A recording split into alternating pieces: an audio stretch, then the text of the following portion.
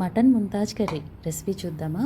దీనికోసం 1/2 కేజీ మటన్లో ఉప్పు, పసుపు, ధనియాల పొడి, గరం మసాలా, పెప్పర్ పౌడర్, జీలకర్ర పొడి, ఇంకా అల్లం వెల్లుల్లి పేస్ట్ వేసి బాగా కలుపుకున్నాను. ఇది బాగా కలుపుకోవాలండి. కలుపుకున్న తర్వాత ఒక 1/2 అవర్ అన్నా మ్యారినేట్ అవ్వాలి. తర్వాత కళాయిలో కొంచెం ఆయిల్ పోసుకొని దానిలో ఉల్లిపాయ ముక్కలు వేయించుకోవాలి. కొంచెం వేగిన తర్వాత పచ్చిమిరపకాయలు ఇంకా క్యాషూ నట్స్ వేసుకోవాలి. ఇలా వేగిన తర్వాత వీటన్నిటిని పక్కకు తీసుకొని మిక్సీ వేసుకోవాలి. దానిలోనే పెరుగు, కొంచెం కొత్తిమీర కూడా కలిపి మిక్సీ వేయాలి.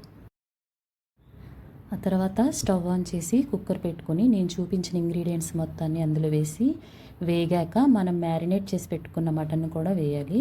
ఆ తర్వాత మిక్సీ చేసుకొని ఉంచుకున్నది కూడా మొత్తం దానిలో వేసేయాలి.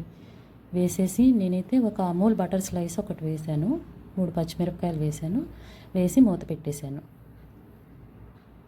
6 విజిల్స్ వచ్చాక తీసి సర్వ్ చేసుకోవడమే, అంతేనండి.